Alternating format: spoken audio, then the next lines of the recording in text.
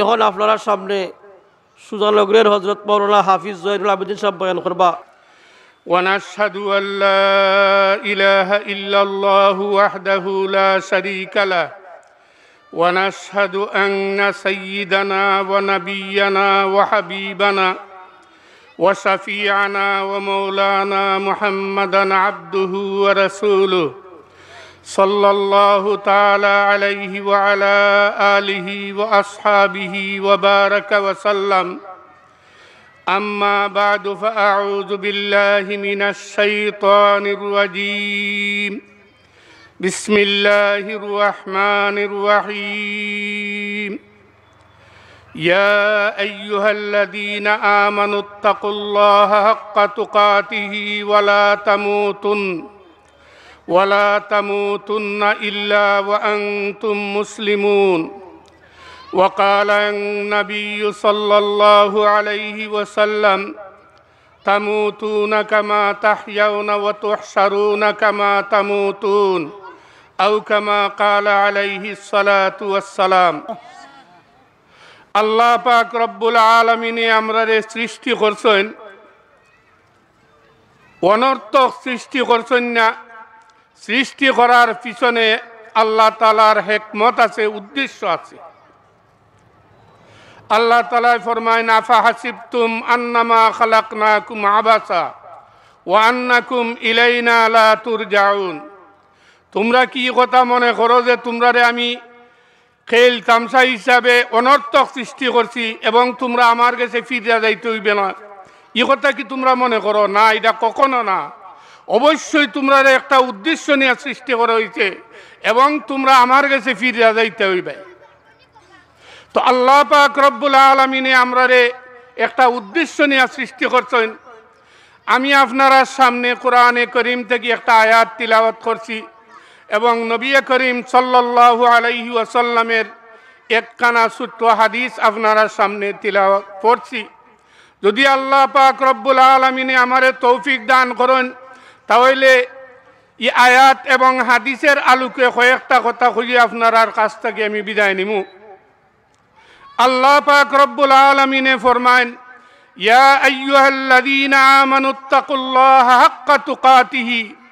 ও ঈমানদার সকল, তোমরা আল্লাহরে ভয় করো, সত্যিকারের ভয়। আল্লাহর ভয়, তোমরা সত্যিকারের ভয় আল্লাহর তোমরা দিলের মধ্যে জায়গা দেও। আল্লাহ তোমরা পুরাপুরিভাবে মুত্তাকি পরহেজগার বনো, তোমরা খুদা বিরু বনো। আল্লাহর ভয় তোমরা দিলের মধ্যে পুরাপুরিভাবে সৃষ্টি করো। ওয়ালা তামুতুন্না ইল্লা ওয়া আনতুম মুসলিমুন, এবং তোমরা মুসলমান না হইয়া মৃত্যুবরণ করিও না। তো আল্লাহ পাক রব্বুল আলামিনের ভয় যত সময় পর্যন্ত মানুষের দিলের মধ্যে না আয়, অত সময় পর্যন্ত কোনো মানুষ দুনিয়া তো কামিয়াব হইতে পারে না, আখেরাত তো কামিয়াব হইতে পারে না।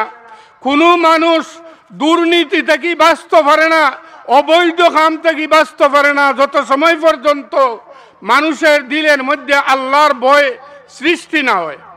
এর কারণে আল্লাহ তাআলা ফরমায়েন, তোমরা আল্লাহর ভয় করো, সত্যিকারের ভয় করো। ঈমান আনার পরেও আল্লাহ তাআলা এখন আল্লাহরে ভয় করার কথা। এরপরে আল্লাহ তাআলা ফরমায়েন, ওয়ালা তামুতুন্না ইল্লা ওয়া আনতুম মুসলিমুন, তোমরা মুসলমান না হইয়া মৃত্যুবরণ করিও না। মৃত্যু এমন এক জিনিস যেটা নিজের ইচ্ছায় নাই। আল্লাহ পাক রব্বুল আলামিনে কিছু কিছু জিনিস লুকাইয়া রাখছেন। আল্লাহ তাআলা কেউরে জানাই দিচ্ছেন না যে আল্লাহ তাআলা মানুষ সৃষ্টি করার হাজার হাজার বছর আগে মানুষ কোন সময় খেয়ে মারা যাইব, কোন জায়গাত খেয়ে মারা যাইব, এটা আল্লাহ তাআলা লিখে রাখছেন। লৌহে মাহফুজের মধ্যে আল্লাহ তাআলা এটা লিখে রাখছেন, কে কোন জায়গার মধ্যে কোন সময় মৃত্যুবরণ করব, এটা ব্যাপারটা হইল তকদিরের ব্যাপার। এখন আল্লাহ তাআলা এখন তোমরা মুসলমান না হইয়া মৃত্যুবরণ করিও না। এখন মৃত্যুবরণ করা এটা তো নিজের ইচ্ছায় নাই। কোন সময় মৌত আইব এটা আমরা জানি না, এটা একমাত্র আল্লাহ তাআলাই জানেন। তাহলে বোঝা গেল মৌত আওয়ার আগ থেকে আমরা মৌতের প্রস্তুতি নিয়ে পুরাপুরি মুসলমান আমরা হইতাম।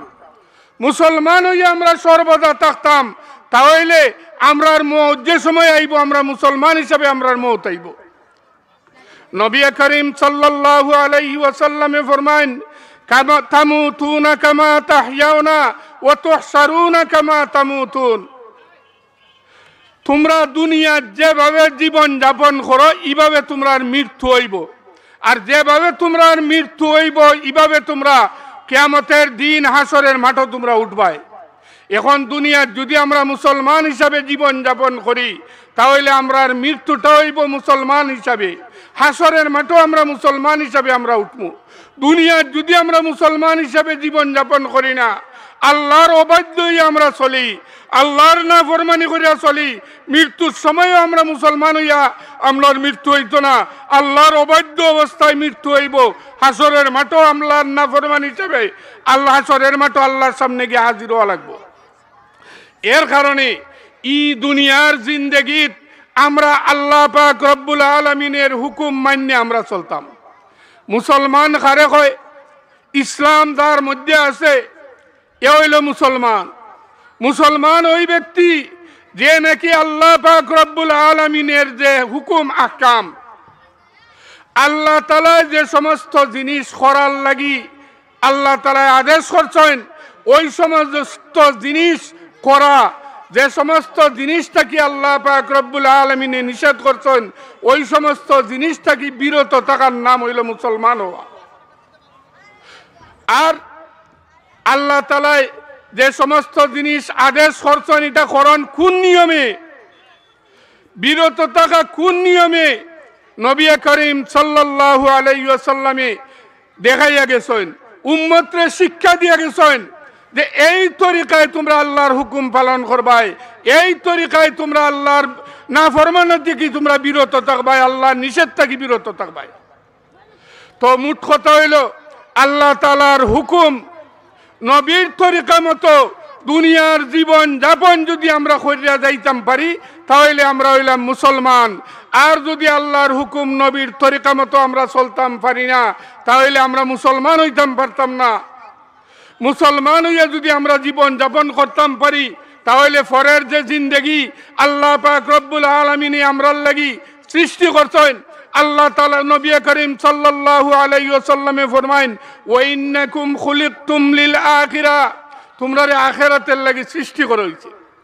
আমরার আসল জায়গাটা হইল আখিরাত। দুনিয়া এটা হইল মানুষের লাগি কর্মস্থল, দুনিয়া মানুষের লাগি পরীক্ষার জায়গা। এই জায়গার মধ্যে প্রত্যেক মানুষের পরীক্ষা দিতে হইব। পরীক্ষার মধ্যে যদি কোনো মানুষ কামিয়াব হয়, পাস করে, তাহলে আখিরাতও তার ফল ভোগ করব, হে কামিয়াব হইব, জান্নাত যাইব, বেহেশত যাইব, নিয়ামতের অগণিত নিয়ামত হল অগণিত নিয়ামতে ভোগ করব। দুনিয়ার পরীক্ষার মধ্যে যদি মানুষে ফেল করে তাহলে এর ফলাফল পাইব আখিরাতও, এর শাস্তি পাইতে হইব জাহান্নামে গিয়া, দুজকে গিয়া। তো দুনিয়াটা হইল পরীক্ষার জায়গা, আমরার আসল জায়গা হইল আখিরাত। নবী করিম সাল্লাল্লাহু আলাইহি ওয়াসাল্লামে ফরমায়েন, ওয়া ইন্নাকুম খুলিকতুম লিল আখিরা, তোমরা আখিরাতের লাগি সৃষ্টি করা হয়েছে। তো আমরা দুনিয়ার জিন্দেগিত আমরা চলতে ফিরতে আমরা এমন ভাবে চলতাম যাতে আখিরাতের কথা সর্বদা আমরার স্মরণ থাকে, আখিরাতের কথা যাতে আমরার মন থাকি কোনো সময় না যায়। দুনিয়ার যে কোনো কাজ আমরা করি আখিরাতের কথা আমরা সর্বদা স্মরণ থাকতে হইব। আখিরাতের কথা স্মরণ করিয়া আল্লাহরে রাজি সন্তুষ্ট করার লাগি যদি আমরা দুনিয়ার কাজ করি তাহলে দুনিয়ার কাজটাও ইবাদতের মধ্যে শামিল হইব। তো আল্লাহ পাক রব্বুল আলামিন আমরারে সৃষ্টি করছেন আখিরাতের লাগি। আখিরাতের সামান আমরা দুনিয়ার থাকতে আমরা তৈয়ার করতাম। এখন দুনিয়ার থাকতে যদি আমরা আখিরাতের সামান তৈয়ার না করিয়া আমরা যদি দুনিয়ার লোভ আর দুনিয়ার বুক বিলাসের মধ্যে যদি আমরা লিপ্ত হয়ে যাই, আখিরাত যদি ভুলে যাই, তাহলে ইমরার পরের যে জিন্দেগি, ই জিন্দেগি আমরার লাগি বড় কষ্টকর জিন্দেগি আরম্ভ হয়ে দিব। কারণ প্রত্যেকটা মানুষে কবরে যাওয়ার পরে তিনটা প্রশ্নের জবাব দেওয়া লাগবে। হাসরের মাঠে প্রত্যেকটা মানুষে 5টা প্রশ্নের জবাব দেওয়া লাগবে। কবরে যাওয়ার পরে প্রত্যেকটা মানুষে মুমিন হোক অথবা কাফির হোক, আল্লাহর বাধ্য হোক অথবা অবাধ্য হোক, প্রত্যেকরে তিনটা প্রশ্ন করা হইব। মার রাব্বুকা ওমা দীনুকা ওমান হাদার রাজুল আল্লাযী বুইসা ফীকুম। প্রথম প্রশ্ন করা হইব তোমার রব কে, তোমার প্রতিপালক কে।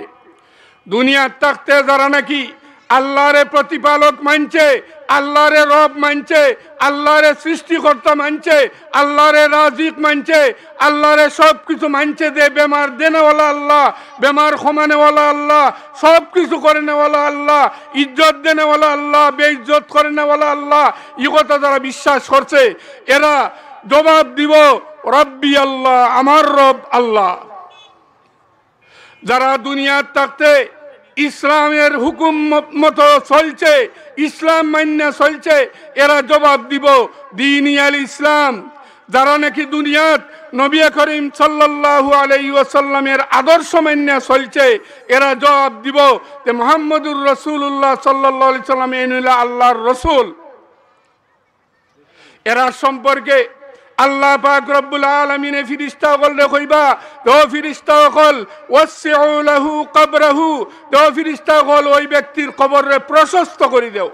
এমন ভাবে কবর প্রশস্ত হইব, খোলা আকাশের নিচে চাইলে যতটুকু দেখা যায় এর চেয়ে আরো বেশি প্রশস্ত হইব তার কবর। এরপরে আল্লাহ পাক রব্বুল আলামিনে ফিরিস্তা বললে কইবা, তো ফিরিস্তা কল وَأَفْرِشُوا لَهُ مِنَ الْجَنَّةِ وَأَلْبِسُوا لَهُ مِنَ الْجَنَّةِ وَافْتَحُوا لَهُ بَابًا إِلَى الْجَنَّةِ।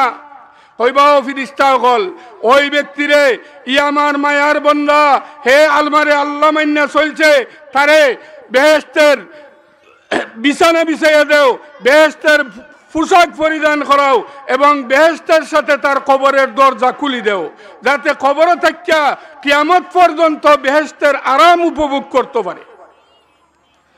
এদিকে যদি কোনো মানুষে আল্লাহরে না মান্না চললে থাকে, দুনিয়ার থাকতে আল্লাহরে মানছে না, আল্লাহর অবাধ্য নাফরমানি করছে, আল্লাহরে অস্বীকার করছে, আল্লাহর লগে শরিক করছে, যে আল্লাহরে রব মান্না মনে করছে না মান্না কইছে অমুকে আমারে ফালবো, হমুকে আমারে ইজ্জত দেয়, হমুকে আমারে বেইজ্জত করে, ইলাকান যদি কোনো মানুষে বিশ্বাস করিয়া থাকে তাহলে হে জবাব দিব যে লাহা হালা আদ্রি, আমার রবকে আমি জানি না, আমার রবকে আমি জানি না, হায় আফসোস আমি জানি না আমার রবকে। ইসলাম যে নাকি মানছে না, ইসলামের আদর্শ যে মানছে না, হে জবাব দিব হা হা আদ্রি, আমি ইসলাম কি তা আমি জানি না। নবী করিম সাল্লাল্লাহু আলাইহি ওয়াসাল্লামের আদর্শ যারা মান্য চলছে না, এরা জবাব দিব হা হা আদ্রি, হায় আফসোস, হায় আফসোস, মুহাম্মদকে আমি চিনি না। তখন আল্লাহ তাআলার পক্ষ থেকে জবাব হইব, ফিরিস্তা বললে আল্লাহ তাআলা কইবা, দো ফিরিস্তা হল যায়িকু লাহু কবরহু, যে ওই ব্যক্তির ইনাফরমানের কবরে সংকীর্ণ করিয়া দাও, এমন ভাবে কবর সংকীর্ণ করিয়া দেও হইব যে এক সাইডের ফাতিয়ার অন্য সাইডের ফাতিয়ারের ফাঁকে ফাঁকে ঢুকি দিব। নবী করিম সাল্লাল্লাহু আলাইহি ওয়াসাল্লামে ডাইন হাতের ফাতিয়ার, বাম হাতের ফাতিয়া, ডাইন হাতের আঙ্গুল বাম হাতের আঙ্গুলের ফাঁকে ফাঁকে ঢুকাইয়া দেখাইছেন যে এইভাবে ডাইন সাইডে এক সাইডের ফাতিয়ার অন্য সাইডের ফাতিয়ারের ফাঁকে ফাঁকে ঢুকি দিব। এরপরে আল্লাহ তাআলা কইবা ওয়াফরিশু লাহু মিনান নার ওয়ালবিসু লাহু মিনান নার ওয়াফতাহু লাহু বাবান ইলান নার। যে ফেরেশতা কল ওই ব্যক্তিরে কবরের মধ্যে দুজখের আগুনের বিছনা বিছাইয়া দাও, কবরের মধ্যে দুজখের আগুনের বিছনা বিছাইয়া দেওয়া হইব। এরপরে কইব যে দুজখের আগুনের পোশাক পরিধান করাইয়া দেও। এরপরে ফিরিস্তা কল দে আল্লাহ তাআলা কইবা, দেও ফিরিস্তা কল ওই ব্যক্তির কবরের সাথে দুজখের দরজা খুলি দেও, যাতে কিয়ামত পর্যন্ত কবর থাকিয়া দেখা দুজখের শাস্তি হে অনুভব করতে থাকে। তো ভাই হল আর দুস্থ হল, এই দুনিয়াত আল্লাহ পাক রব্বুল আলামিনে আমরা রে অনর্থক সৃষ্টি করছেন না, অবশ্যই একটা উদ্দেশ্য আছে। আর উদ্দেশ্য হইল যাতে আমরা আল্লাহ তাআলার ইবাদত বন্দেগী করিয়া, আল্লাহর হুকুম মানিয়া, আল্লাহর রাজি সন্তুষ্ট করিয়া আমরা যাতে আখিরাত চির শান্তি বেহেশত আমরা পাই।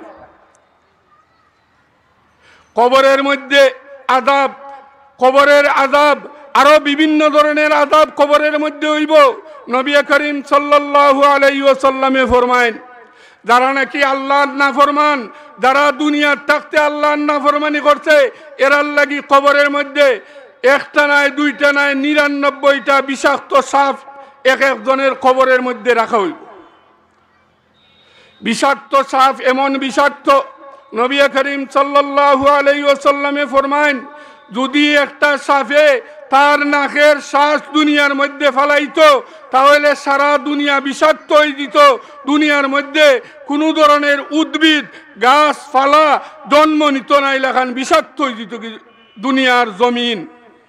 ইলাকান বিষাক্ত সাপ একটা নাই দুইটা নাই 99টা সাপে কিয়ামত পর্যন্ত কবরের মধ্যে দংশন করতে থাকবে।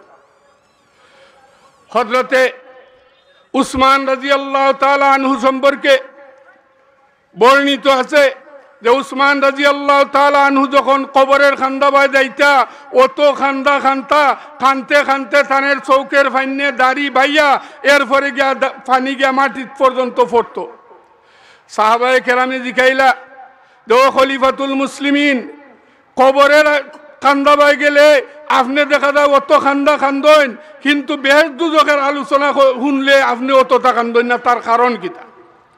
হযরত উসমান রাদিয়াল্লাহু তাআলা আনহু কইন, কবরটা হইল এমন প্রথম ঘাটি, যে ব্যক্তি নাকি কবরের মধ্যে গিয়া আযাবের মধ্যে পড়ি দিব, হে পরের যে ঘাটি অকল তার লাগি আরো ভয়ানক হয়ে দিব। আর যে নাকি কবরের আযাব থাকি যে নিষ্কৃতি পাইলিব, খালাসি পাইলিব, পরের ঘাটি অকল তার লাগি সহজ হয়ে দিব। এর কারণে কবর সম্পর্কে আমার বেশি ভয়। কবরের কারণে কবরের কথা স্মরণ হইলে আমার কিতা চৌকের পানি আমি আটকাই রাখতাম পারি না। তো ভাই অকল আর দুস্থকল, আমরা এই যে দুনিয়ার জিন্দেগি আমরা রে আল্লাহ পাক রব্বুল আলামিনে সৃষ্টি করছেন, এই দুনিয়ার জিন্দেগি অনর্থক নাই। এই জিন্দেগিটা আমরা আখেরাতের লাগি আমরা সর্বদা স্মরণ, আখেরাত স্মরণ রেখা আমরা আমল করতে থাকতাম, যাতে আখেরাতের জিন্দেগি কবর থেকে আরম্ভ করিয়া পরের জিন্দেগি যাতে আমরা সুখ শান্তি হয়। দুনিয়ার জিন্দেগি যদি আমরা নেক আমল করিয়া যাইতাম পারি, তাহলে আখেরাতের জিন্দেগি আমরার লাগি সুখ শান্তির জিন্দেগি হইব। বেহেশতের জিন্দেগি বড় সুখের জিন্দেগি হইব। কারণ বেহেশত এমন এক জায়গা, বেহেশত আজা কে আজারে নাবাসত কসে রাবা কসে কারে নাবাসত। বেহেশত এমন জায়গা যে জায়গার মধ্যে কোনো কষ্ট নাই, যে জায়গার মধ্যে কোনো কাম করা লাগে না, কোনো কিছু করা লাগে না, কোনো মেহনত করা লাগে না। ইলাকান নিয়ামত হল আল্লাহ পাক রব্বুল আলামিনে বেহেশতের মধ্যে রাখছেন। নবী করিম সাল্লাল্লাহু আলাইহি ওয়াসাল্লামে ফরমায়েন যে আল্লাহ পাক রব্বুল আলামিনে বেহেশতের মধ্যে ওই সমস্ত নিয়ামত হল রাখছেন যে তা কোনোদিন কোনো চৌকে দেখছে না, কোনো খানে শুনছে না, কোনো দিলের মধ্যে কল্পনা হইছে না। এলাকার নিয়ামত আল্লাহ পাক রব্বুল আলামিনে বেহেশতের মধ্যে রাখছেন। এক বেদুইন ব্যক্তি নবী করিম সাল্লাল্লাহু আলাইহি ওয়াসাল্লাম রে প্রশ্ন করল যে ইয়া রাসূলুল্লাহ, বেহেশতের মধ্যে খেজুর হইবনি? হুজুর সাল্লাল্লাহু আলাইহি ওয়াসাল্লামে ফরমাইলা যে বেহেশতের মধ্যে অবশ্যই খেজুর হইব। তো এই জিগাইলা কত বড় হইব? নবী করিম সাল্লাল্লাহু আলাইহি ওয়াসাল্লামে ফরমাইলা যে একটা খেজুর হইব 12 হাত লম্বা, একটা খেজুর 12 হাত লম্বা, ইলাকান একটা খেজুর হইব। আর একজনে প্রশ্ন করলা যে ইয়া রাসূলুল্লাহ, বেহেশতের মধ্যে আঙ্গুর হইবনি? তখন হুজুর সাল্লাল্লাহু আলাইহি সাল্লামের জবাব দিলা, ওই বেহেশতের মধ্যে আঙ্গুরও থাকবো। যেখানে হইল যে একটা আঙ্গুরের চড়া কতটুকু বড় হইব? হুজুর সাল্লাল্লাহু আলাইহি ওয়াসাল্লামে ফরমাইলা যে তোমরা সকালবেলা দেখছনি যে কাক কাউয়া উড়াল দে কত দ্রুত গতিতে উড়িয়া যায়। ইলাকান একটা কাউয়া যদি এক মাস পর্যন্ত উড়তে থাকে, আতারে ফাতারে যায় না, আর এটা অনবরত উঠতে থাকে, মাঝখানেও কোনো বিরতিও নেয় না। 1 মাস চললে যতটুকু দূর যাইতে পারবো অতটুকু লম্বা হইব একটা আঙ্গুরের চড়া। তখন জিজ্ঞানি হইল একটা আঙ্গুর কত বড় হইব? হুজুর সাল্লাল্লাহু আলাইহি ওয়াসাল্লামে ফরমাইলা, বড় বারাল যে আছে, বড় বারালের মতো বড় হইব একটা আঙ্গুর। তখন সাহাবিয়া কইলা তাহলে তো আমার এবং আমার স্ত্রীর লাগি একটা আঙ্গুরই যথেষ্ট হয়ে দিব। হুজুর সাল্লাল্লাহু আলাইহি ওয়াসাল্লামে কইলা তোমার আর তোমার স্ত্রীর নাই, তোমার পরিবারের এমনকি তোমার গোত্রের সকলের লাগি একটা আঙ্গুরই যথেষ্ট হইব, এলাকান একটা আঙ্গুর থাকো। এটা কল্পনা করা যায় না যে সমস্ত নিয়ামত আল্লাহ পাক রব্বুল আলামিনে বেহেশতের মধ্যে রাখছেন। এই নিয়ামত সকল দুনিয়া যে আমরা রে আল্লাহ তাআলা যে কিছু মজার জিনিস সকল দিছেন, এটা হইল একটা সামান্য একটা অনুভব করার লাগে। আখিরাতের নিয়ামতের তুলনায় দুনিয়ার যে বুক বিলাসের সামগ্রী এটা কোনো কিছুই নাই। আখিরাত প্রত্যেকটা জিনিসের ইলাকান এক একটা আলাদা আলাদা স্বাদ থাকবো, যে স্বাদ দুনিয়াত কেউ কল্পনা করতে পারে না। বেহেশতের মধ্যে আইব ফাঁকি অগল আইয়া মায়ের করবো, কইব আমারে খাও আমারে খাও। দুনিয়ায় মেহমান যদি আইন কুটুম আনতে মুরুগ একটা ধরতে চাইলে দৌড়াইতে দৌড়াইতে এটারে ধরা যায় না। আর এটাই না আইব ফাঁকিয়া অগল আইয়া এটা কইব ও মুখরে খাইও না আমারে খাও, ই ফাঁকিয়া কইব আমারে খাও। এখন দুইটাই মায়ের করবো, আইয়া কইব আমারে খাও। তখন এক ফাঁকিয়া কইব ও আল্লাহর বন্দা, ও আল্লাহর ওলি, আমারে আমি জান্নাতুল ফেরদাউসের গাছ খাইছি, সালসাবিলের পানি আমি পান করছি, আমার এক সাইডে হইল বুনা আর এক সাইডে হইল কিতা কবাব, তুমি আমারে খাইবাইনি। তখন আল্লাহর বন্দায় কইবা যে ও তোমারে খাইমু। তখন ওই যে ফাঁকির ৭০,০০০ দানা থাকবো, এক এক প্রত্যেকটা দানা থাকি এক এক জাতের স্বাদের খাবার গোশত আল্লাহ পাক রব্বুল আলামিনে তার দানা থাকি দিবা। ওই ব্যক্তি ওই ফাঁকিরে জাফটা দিব, প্রত্যেক দানার ফাঁক থাকি ৭০,০০০ দানার ফাঁক থাকি খাবার পড়বো, তার গোশত কল পড়বো, আর ওইটা বন্দায় খাইব। ইলাকান সুস্বাদু নিয়ামত কল আল্লাহ পাক রব্বুল আলামিনে তৈয়ার করে রাখছেন। আল্লাহ পাক সবচেয়ে বড় নিয়ামত হইল আল্লাহ তাআলার দিদার। বেহেশতের মধ্যে অগণিত নিয়ামত সকল বুক করার পরে আল্লাহ তাআলা ফিরিস্তাগণের মাধ্যমে ফিরিস্তাগণে কইবা যে ও ফিরিস্তাগণ, একটা জিনিস তো সবচেয়ে বড় নিয়ামত যেটা বাকি রয়েছে, এটা হলো আমার দিদার। তারা আমারে দেখতো, আমি তারারে দেখতাম, তারা আমার কাছে চাইতো, আমি তারারে দিতাম। তখন ফিরিস্তাগণে সমস্ত বেহেশতি সকলে হুকুম করবা যে ও ফিরিস্তা বেহেশতি সকল, তোমরা ময়দানে মাজিদের মধ্যে যাও। ময়দানে মাজিদ অত বড় একটা ময়দান হইব যেটা কল্পনা কত বড় আল্লাহ তাআলা জানেন। আদম আলাইহিস সালাম থেকে কিয়ামতের আগ পর্যন্ত যত মানুষ দুনিয়াত আইছেন ইয়া বেহেশতি হইবা, সমস্ত মানুষ ওই ময়দানে মাজিদের মধ্যে গিয়া একত্রিত হইবা। ওই ময়দানে মাজিদ যাওয়ার আগে আল্লাহ তাআলা ফিরিস্তা সকলে কইবা, মানুষে কইবা যাও আমার ফিরিস্তা সকল এরারে খানা খাওয়াও, এরারে খানি খাবানিয়োগ, তারা খাইবা। এমন খানি খাইবা এই দিন যে ই বেহেশতের মধ্যে অতদিন যে তা খাইছেন অনুভব করবা যেমন হিটার আজকের খানার তুলনা হিতা কোনো খানি হই না। এরপরে কইব এরারে পানীয় পান করাও, বিভিন্ন জাতের পানীয় পান করা নিব। এরপরে আল্লাহ তাআলা কইবা এরার পোশাক পরিবর্তন করো, নয়া পোশাক তারা ব্যবহার করবা।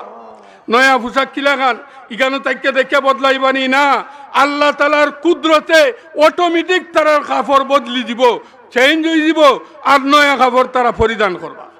এরপরে কইব এরারে খুশবু ব্যবহার করাও। তো খুশবু কিভাবে ব্যবহার করবা, এক বাতাস আইব, আর ওই বাতাসের মাধ্যমে শরীর কাপড় আর সব জিনিসের মধ্যে তারা খুশবু লাগি দিব। এরপরে আল্লাহ তাআলার দিদার হইব। রিজওয়ান ফিরিস্তারে আল্লাহ তাআলা কইবা যে ফিরিস্তা আমার এবং আমার বান্দা হকলের মাঝখানে যে পর্দা আছে এই পর্দা উঠাইলাও। তখন উঠানির পরে আল্লাহ পাক রব্বুল আলামিন রে সমস্ত বান্দা হকলে দেখবা, এমনভাবে দেখবা বুঝা যাইব মানুষ পাগলের মতো শ্বাস ফলাইবার পর্যন্ত মানুষের মনে থাকতো না, শ্বাস ফলানি বন্ধ হইব, ইলাকান অবস্থা হইব পাগলের মতো। ই পাগল কোন কারণে, আল্লাহ তাআলার মহব্বতে ইলাকান মানুষ বিভোর হয়ে যাবগি। ই যে নিয়ামত আল্লাহ তাআলার দিদার, সবচেয়ে বড় নিয়ামত হইল আল্লাহ পাক রব্বুল আলামিনের দিদার। তো আমরা আল্লাহ তাআলার দুনিয়া দেখছি না, না দেখিয়া আল্লাহর ইবাদত বন্দেগী যদি আমরা কইরা যাই, কিয়ামতের দিন আল্লাহ তাআলা বেহেশতের মধ্যে আল্লাহরে আমরা দেখতাম পারমু। তো আমরা দুনিয়াত আল্লাহর হুকুম নবীর তরিকা মতো যদি চল্লা যাইতাম পারি, তাহলে আমরার লাগি আল্লাহর দিদার এটা নসিব হইব।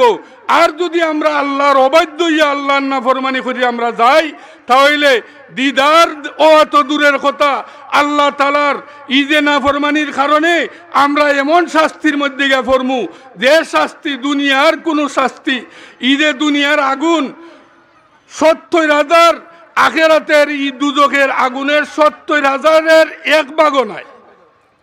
ইলেখান আগুন আল্লাহ তাআলা ইলেখান আযাব করলে তৈয়ার করে রাখছেন। সাগরের মাছ গনিয়া শেষ করা সম্ভব নেই।